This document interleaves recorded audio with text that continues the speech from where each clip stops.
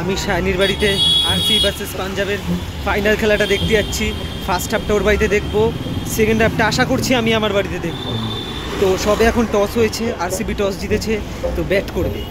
জিতেছে কিনা জানি না, বাট আরসিবি ব্যাট করছে, মানে ব্যাট করবে। তো চলো ফার্স্ট হাফটা শাইনি বাড়িতে দেখি। এখন আমি ওর বাড়িতে যাচ্ছি। লিটারালি শাইনি বাড়ি আস্তে আস্তে 2 উইকেট পড়ে গেছে। ফিল সল্ট আর মাইক আগারওয়াল জাস্ট উইগুড়িয়া থেকে অটো ধরে কাকমুলি বাগান নামলাম, তার মধ্যে 2 উইকেট গন। যাই না ভাই আজকে জিতবে কিনা, এবার ভয় লাগা শুরু হয়ে গেছে ভাই। সময় ভাই 2টো মন্দির পড়েছিল, একটা হচ্ছে হনুমানজির মন্দির, একটা হচ্ছে আমাদের উইগুড়িয়া শীতলা মন্দির। দুজনের কাছেই বলেছি আজ কেন আরসিবিকে জিতিয়ে দিয়ে 2016টা যেন রিপিট না হয় প্লিজ। মেসি যখন ওয়ার্ল্ড কাপ নিয়েছিল যেরকমভাবে নেচেছিল, আমিও চাই আজকেও আমি সেইভাবেই যেন নাচি। প্লিজ প্লিজ ভগবান। আই থিঙ্ক যখন ভিডিওটা পাবলিশ হবে লোকে জেনে গেছে যে জিতেছে না হেরেছে, বাট আমি এখন জানি না। যদি জিতে যায় তাহলে কমেন্ট করে দাও জিতে গেছে ভাই, তাও আমি দেখতে পাবো না, সেই পোস্ট করার পরে দেখতে পাবো।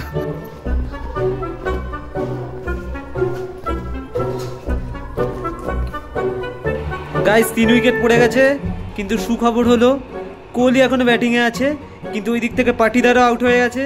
শাইনির বাড়ি ঢুকতে না ঢুকতে 3টে উইকেট। এবার যাই না কি হবে, সেই ওয়ার্ল্ড কাপ না রিপিট হয়ে যায় আবার, সেই ভয় পাচ্ছি। সেই নরেন্দ্র মোদী স্টেডিয়াম, সেই বিরাট কোহলি, ভয়টা ওটাই লাগছে যেন রিপিট না হয়ে যায় ভাই। কিন্তু একটু পজিটিভ লাগছে যে আজকে জিততেও পারে। এই যে পাটিদার দেখো বসে আছে, রাজত পাটিদার। দেখা যাক কি হয়, আমি আপডেট দিচ্ছি।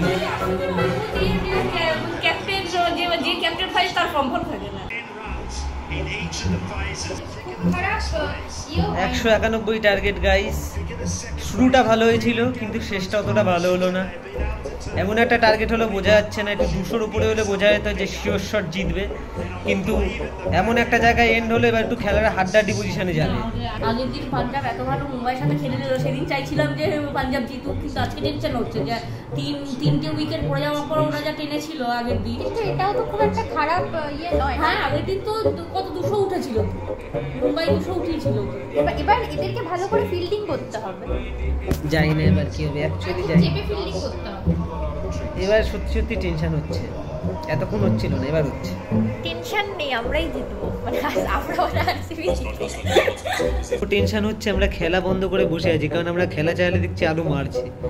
সবাই যে যার মতো সেটেল হয়ে আমরা গুগলে স্কোর দেখছি। নেট আছে সব কিছু আছে, কিন্তু গুগলে স্কোর দেখছি, কারণ ভয় লাগছে ভাই, সত্যিকারের ভয় লাগছে ভাই। আমি তো পার প্লেতে 2টো পড়ে গেলে একটা হাড্ডাহাড্ডি খেলা। একটা পুরো এখন 3 করে একটা বন্ধ না, হেডের নিতে পারলো না। একটু আগে আমাদের দুজনের ডিবেট শুরু হয়ে গেছিল, আমরা খেলা বন্ধ করে ঝগড়া। ও তুই তো কেকে আর আরসিবি একসাথে, ও তো শুধু আরসিবি না, ও কেকে আর আরসিবি ছিলাম ও আগেরবার স্টেডিয়ামে গিয়ে নাকি স্টেডিয়ামে গিয়ে কেকে আর ফ্যান থেকে ভেঙে গেছে। কি অদ্ভুত কথা। এটা স্বাভাবিক, এটা স্বাভাবিক। ওরা কেন গুলি করেছে তোরা তো বুঝবি না, নিজেদের মধ্যে ঝামেলা করে লাভ আছে। ও যদি কেকে আর আরসিবির ফ্যান হয় তাহলে ও বুলি করলে সমস্যাটা কি? সমস্যা কারণ কি, আমি আরসিবি সাপোর্টার ছিলাম, ওকে আরসিবি হলে বসতে দেব না, কেকে আর ফ্যানই বসতে দিয়েছিল, বসতে লাগছিল না না যাই নাই ঝগড়া করে আরসিবি জিতবে না হারবে জানি না, কিন্তু আমি তো 18 বছর ধরে আরসিবি সাপোর্টার। 18 নম্বর সিজন 18 নম্বর জার্সি কি কাপ পাবে? ও ডে মাথায় ঢাকা দিয়ে বসে আছে। উইকেট পড়ছে না, একটা পর একটা উইকেট পর একটা। Please please universe please. আমার এবার টেনশনে হিসু বটি দুটো একসাথে বাজছে। Please universe please please Mahadev please. ওটাই রানটা অতটা হয়নি। কে বল করছিল? তার মানে এবার আস্তে আস্তে চাপছে মনে হয়। আজ ভগবান প্রমাণ করে দিক আরসিবিকে জিতিয়ে যে সে আছে।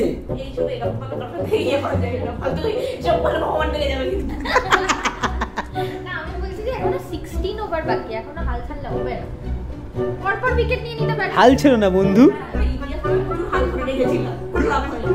আর আমরা যেবার আরসিবি খেলা দেখতে গেলাম সেইবার আরসিবি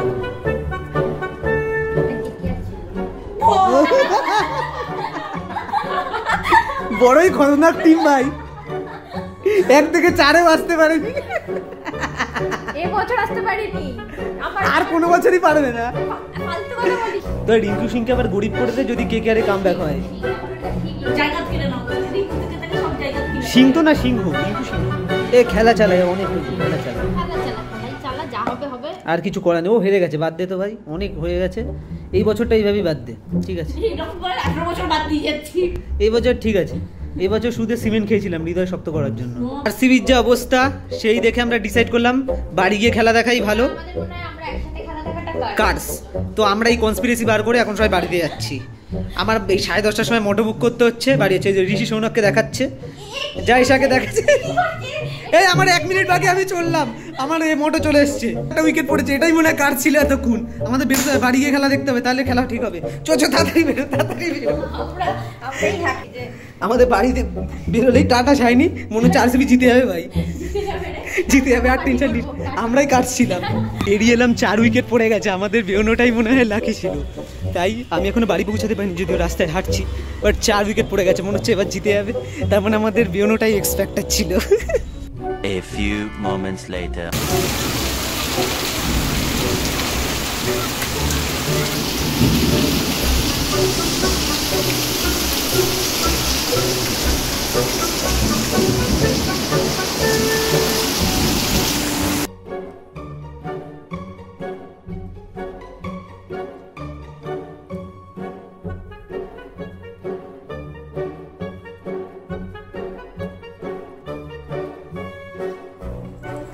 এই যে এই মোমেন্টটা যখন এক্স্যাক্টলি হচ্ছিল, তখন আমি বৃষ্টির মধ্যে বাইরে ফোনে খেলা দেখছি। ওয়াও, দেখো এখনও মাথা আমার হালকা হালকা ভেজা আছে। আমি জাস্ট বাড়ি এসে ড্রেস চেঞ্জ করে এই ভিডিওটা রেকর্ড করতে এলাম। মানে এত সুন্দর একটা ঐতিহাসিক মুহূর্ত ভগবান আমাকে এরকম জায়গায় ফেলে দিল। যাই হোক, মানে আমার তো মুখে বলার কোনো ভাষা নেই যে আমি মানে কি বলবো, আই ডোন্ট নো। দাঁড়াও, আমার একটু 2 মিনিট দাও, আমি কি বলবো বুঝতে পারছি না, লিটারালি কি বলবো আমি বুঝতে পারছি না। আমি একজন বিরাট কোহলি ফ্যান, বাট আমি এটা আজকে ক্যামেরার সামনে অনেস্টলি বলছি, হয়তো কোনো ব্লগে বলিনি বা বন্ধু বান্ধব ছাড়া হয়তো কেউ জানে না, যে বিরাট কোহলি আইপিএল জিতুক না জিতুক, বিরাট কোহলির জন্য আমার কাছে যে জায়গাটা, সেই জায়গাটা সবসময় সেমই থাকবে, থাকতো। এখন জিতে গেছে, এখন তো আমি অনেক বড় বড় কথা বলতেই পারি, বাট আমি বিরাট কোহলিকে অ্যাজ আ হিউম্যান হিসেবে খুব অ্যাডমায়ার করি। ওর প্রত্যেকটা জিনিস, ওর প্রত্যেকটা মানে ওর যেভাবে লাইফটাকে দেখে বা ওর যে অ্যাগ্রেশন পার্সপেক্টিভ, আমি কোথাও গিয়ে সেটাকে অ্যাডমায়ার করি। আমি বিরাট কোহলির মতো হতে চাই, মানে আই এম, মানে কি বলবো, ফ্যান বয় যেটাকে বলে না। আমি শুধু বলতে চাইছি না যে ওর খেলা স্ট্যাটিস্টিক্স বলার জন্য 10টা লোক পড়ে আছে, যে ও কবে কোনটা খেলেছিল, কবে কি ভালো খেলেছিল, ওর জন্য 10টা লোক বসে আছে। বাট আমি ওরকম ফ্যান না যে অ্যানালিটিক্যালি বলবো যে ও ওই শটটা খেলতো তার জন্য আমার ভালো লাগে, বিরাট কোহলি ওই জিনিসটা ভালো লাগে। আমি অ্যাজ আ হিউম্যান বিং ওকে আমি মানে কি বল প্রচণ্ড অ্যাডমায়ার করি। আমি জানি না যে মানে বিরাট কোহলির সাথে আমার হয়তো সারা জীবনে দেখা হবে না, বাট এই ভিডিওটা একটা স্মৃতি যে আমি বিরাট কোহলিকে কতটা অ্যাডমায়ার করি। আমি মানে তুমি হয়তো এটা বললে বিশ্বাস করবে না, ভাববে এটা বাড়িয়ে চাড়িয়ে বলছি, যে আমি এখন লাইফে হয়তো কোনো সিচুয়েশানে এসে পড়ি বা হয়তো কোনো সময় কিছু হয়তো আমি বুঝতে পারি না, কনফিউজ হয়ে যায়, তখন আমি এইভাবেই ভাবি যে এই জায়গাটা যদি বিরাট কোহলি হয়তো কী করতো। যখন হয়তো কোনো জায়গায় ইগো হার্ট হয়ে গেল, কোনো রিলেটিভ বা কেউ কিছু কথা বলে দিল, আমি ভাবতাম বিরাট কোহলি হলে কী করতো, ও কি মুখে জবাব দিত নাকি ও খেলে জবাব দিত। আমি পুরো এইরকমভাবে তাকে অ্যাডমায়ার করি। আই ডোন্ট নো, মানে আমার ফ্যান বয়িংটা হয়তো আমি এরকমভাবে বোঝাতে পারবো না, বা অনেকটা হয়তো বেশি বকে ফেললাম। তো আমি বিরাট কোহলি এরকমই ফ্যান। আজ হয়তো আইপিএল জিতেছে বলে আমার কাছে একটা অতিরিক্ত খুশি, কিন্তু এটাও আমি বলতে চাই আজ যদি নাও জিততো, বিরাট কোহলির জায়গাটা আমার হৃদয়ে সেম থাকতো। এটাই আর কি ব্যাপার। তো আমি জানি না আমার মতো আর কোনো ফ্যান বয় আছে কিনা, but I love Virat Kohli. I love, মানে আমি এমন একটা হিউম্যান যে যাকে আমি অ্যাডমায়ার করতে পারি, যার আমি কেরিয়ারের একদম পিক থেকে দেখেছি। যখন ও মানে তোমার আরসিবিতে জয়েন করলো, যখন আন্ডার-19 খেলতো, সেই সময় আমি সবাই ক্রিকেট দেখা শুরু করছি, বাবার সাথে বসে বসে খেলা দেখছি, তো প্রত্যেকটা মোমেন্ট দেখেছি। এখন যেমন বেশিরভাগ লোকেরা শুভমান গিলের খেলাটা শুরু থেকে দেখছে, ঠিক সেরকম টাইপের আমি বিরাট কোহলি, আমিও ছোটো, বিরাট কোহলিও ছোটো, তখন থেকে আমি বিরাট কোহলি খেলা দেখি। ছোটো মানে বলতে চাইছি ওই হিসেবে, আমার বয়সে বলতে চাইছি না কিন্তু কোনো একবারও। তো এইটাই, বিরাট কোহলির জন্য আমার জায়গাটা এরকম। এই ভিডিওটা স্মৃতি হয়ে থাকলো। সো গুড মর্নিং গাইজ, আমি সবে ঘুম থেকে উঠলাম, দেখতেই পাচ্ছ চোখ এখনও সেই রকমভাবে ধুইনি, বাট এত সকাল সকাল ব্লগ কেন বানাচ্ছি? আরসিবি জিতে গেছে, সেই খুশিতে আমি একটা জিনিস অর্ডার দিয়েছি, আর সেই জিনিসটা আমার কাছে সকাল সকাল চলে এসছে। তো চলো দেখাচ্ছি আমি কি অর্ডার দিয়েছিলাম। এই যে এই পার্সেলটা এসছে, তো চলো লেটস আনবক্স ইট। সকালবেলা দাঁত ফাত কিচ্ছু ব্রাশ করিনি ভাই।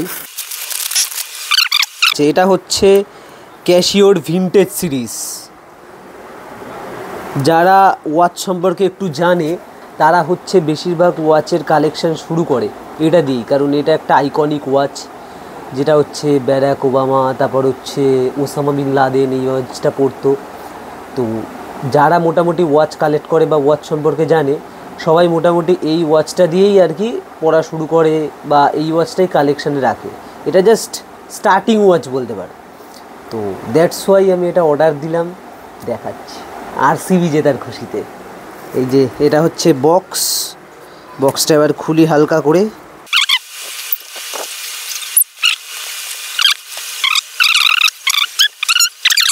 This is the watch guys, this is the watch. আমি ধরে আছি কারণ যদি পড়ে যায়। ঠিকঠাক ফোকাস হচ্ছে তো, উল্টো দেখাচ্ছে I know, but this is the watch. এইটা তুলতে আমার খুব ভালো লাগে যখন নতুন কোনো জিনিস আসে না গাইস। ফোকাস ইয়ে